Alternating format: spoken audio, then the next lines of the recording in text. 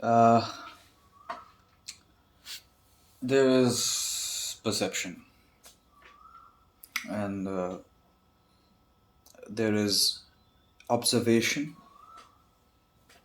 and documentation of whatever we perceive. That is how human beings are working. That is the operative element in human beings across all disciplines, across all forms of analysis. Science is something which, what we can call as science is something which, uh, science is not necessarily about, uh, I mean, science is about proving things, and science works on a more stronger logic, and science is, uh, science is something which is, you know, which is kind of, not entirely, but it has this the process of verification and re-verification. Like if something you do, you know, you experiment, and you're able to conduct the experiment again. I think that is what makes science essentially a power. What it is, the objectivity comes around in science in that way. But again, there are a lot of things in the reality, or in whatever there is. I mean, there are a lot of things which do not necessarily, reflect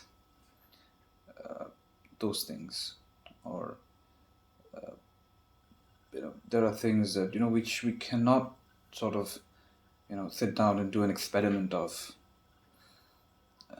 So for those kind of things, but we still, those are important things to us. They matter to us, and that is why we have uh, these other kind of disciplines which probably do not have the capacity for verifiability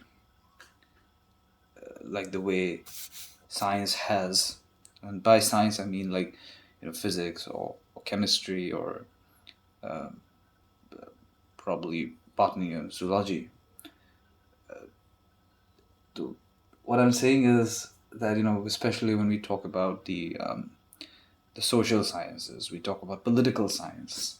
It has the word science, and it does have the analysis, the analytical aspect, and the it can also be sometimes be verifiable. That, let's say, suppose if you're talking about some political scenario, you know we see that patterns do get repeated in any political scenario, in any political environment, which is, I believe, very akin to a scientific experiment. You can show that you know dictatorships, always, there's a there are steps in which how authoritarianism takes form, takes shape, or even you know liberal, or socialistic ideas, how they take shape. Also, there is a pattern to it. How societies evolve into being more conservative, or how societies end up becoming more liberal. You know, so there is a very there's a pattern to it that gets repeated, and we do say that. history repeats itself. So obviously, I think there are these different parameters, whether it's in political science, whether it's other subjects. So yeah, I mean, academic on an academic level, they do have the objectivity. But what separates them from, let's say, hard science? Even in hard science, I would say sometimes it is true that opinions, you know, there can be opinions, there can be perspectives, there can be outlooks, which probably not verifiable or not testifiable in a very straightforward kind of sense, but they still give us a perspective, right?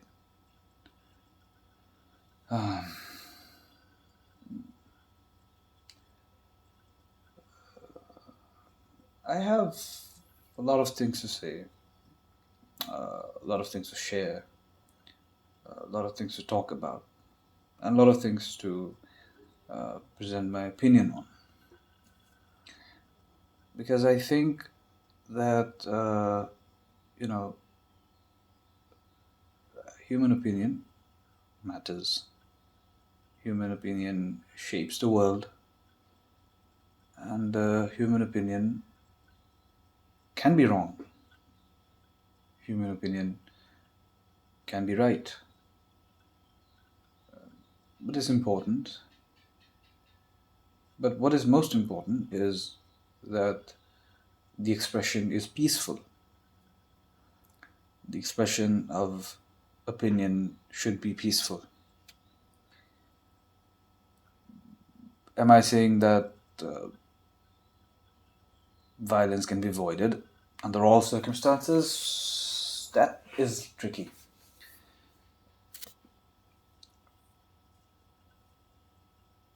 Violence is tricky because violence is ingrained in us. It is something that we are capable of. So the possibility always remains that we might use it as a tool. But I think that it is important that we avoid violence and we avoid anger as much as possible, because that's a route that is chaotic and it creates tension among people. So all I can ever say is that people should choose the path of peace. You are entitled to your opinion. You must share your opinion. And opinions should be discussed. Opinions should be thought of. Opinions should be, analyzed. But opinions should not become mandates. Opinions should not become, like, whips. That is very important. Unfortunately, I mean, I wouldn't say that. I would say that we have done much better. The world today is much better than any time before, any time in the past. Today, the beauty of the world that we see today around us is amazing, it's tremendous. And progress has been achieved to great extent. But still, there is suffering. Of course, this suffering, you know, when what happens is that, I mean, there is this human condition, of course, and every individual is susceptible to pain, to suffering, to diseases, to illnesses, and all of that. But the collective, societies, we see communities, we see, nations and countries and, you know, regions, suffering from poverty, from lack of food, from lack of protection, shelter, hygiene, everything. People suffer from everything. We do have, still, we do have certain systems which are very, very, you know, discriminatory. The caste system is still not gone. So there's a lot of work to do. I mean, as human beings, I think what is most important to do is to not turn a blind eye to the chaos of this world. It is important, I believe, that we bring about equality if we have any form of dignity, any form of morality within us. I think it's very, very important that we work for equality, that we try to make this world an equal world, try to make this world. I mean, people can give you reasons, 100 excuses why it's not possible, but but I think it is possible. I think it is possible. I believe that it is possible to have a world without any kind of global hunger, without any kind of poverty, without any kind of, you know, inequality.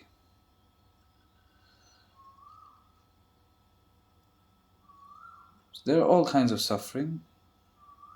People are trying to even, I mean, find a cure for death itself, to make people immortal. And I think that's amazing. There are people who are working on immortality research.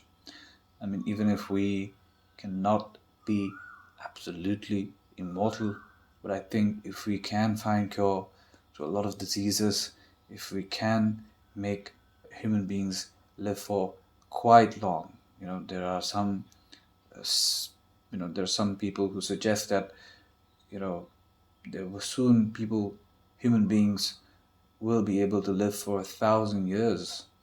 And I think that's great.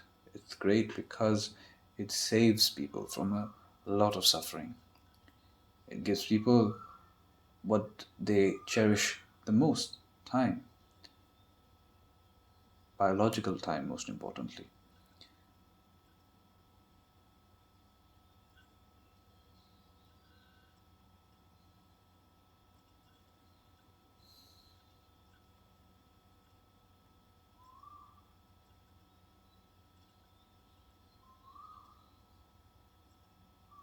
What I hate about the systems that are in place is that somehow, it seems like they've been designed to exploit, designed to control, and we have become, control freaks to some extent. And you know, I wish there was a world where, you know, you didn't work to survive, but you work to fulfill your dreams. You work to be passionate about something. You don't have to work to survive. I mean, it's sometimes so pitiful to realize that, so many people, so many of us, despite of all the technology that we have achieved so far, despite of everything that we have achieved so far, still there are a lot of people who have to, work just to make ends meet, and it saddens me. I think, we need to make better systems. And I mean, the biggest problem is the lie that people are selling. Be it a company, be it a government, be it a political party, be it a celebrity. The problem is that the lies that they sell. I mean, and they feed on those lies, and they earn, their bread out of those lies, and that is the most pitiful thing. And I mean, accumulation of wealth.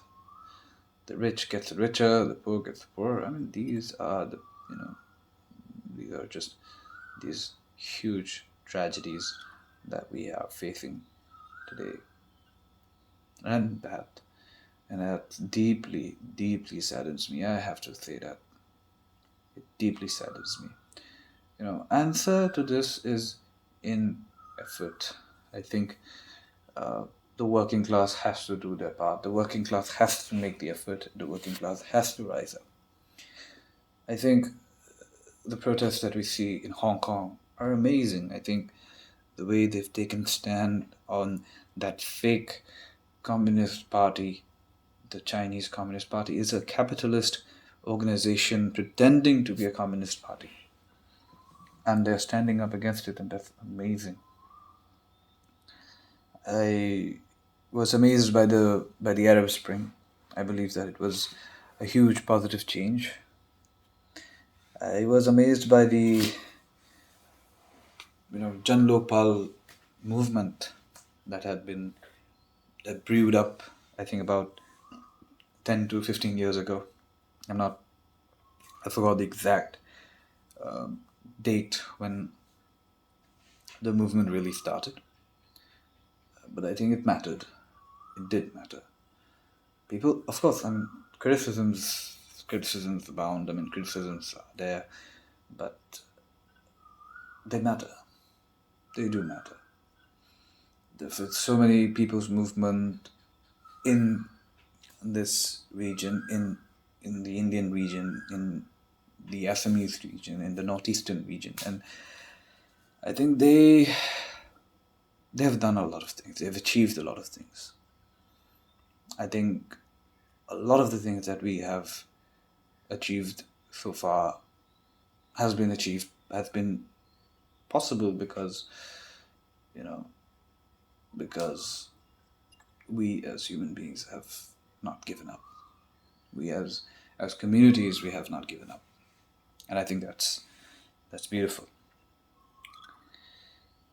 People are anxious.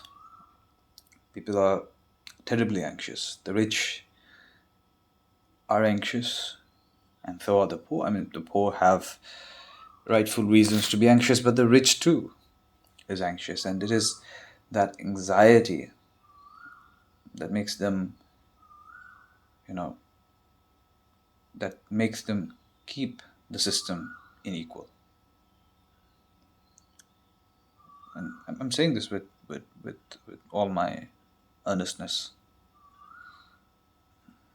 I believe that the rich is terribly anxious, and they're afraid that everything will lose. They'll lose everything that they have. So the only way they can figure out or they can think of is control. I think it is important that in life, both as individuals and as communities, it is important that we give up on control. There is no point in controlling. Controlling is just an illusion. We just want to feel controlled, and because we can never really be in control because there's so many factors, so many variables in place, and control has only given us violence. Control has only given us chaos. Putin might feel that it's fantastic to present himself as the strongest man on this planet, but I think Putin is doing a disservice to his countrywomen. He's doing a disservice to the human race, and not just Putin, but every other country or every other system that thinks that violence and power through violence is might, is good. They just live in this megalomaniac paradise, fool's paradise.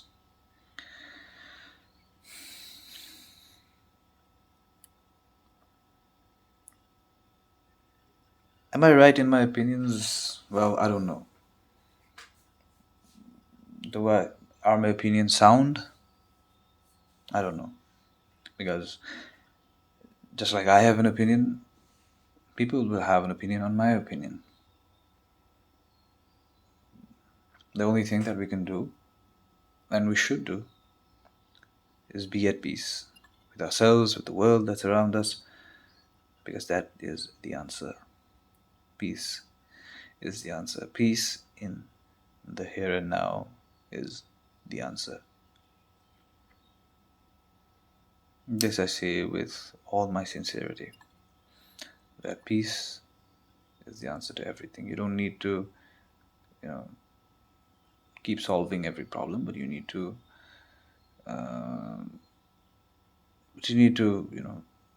react peacefully. And once you react peacefully, you'll have the space to course correct. That is the beauty of peace. Peace allows you to course correct yourself peacefully. That's the beauty of life. That's the beauty of peace.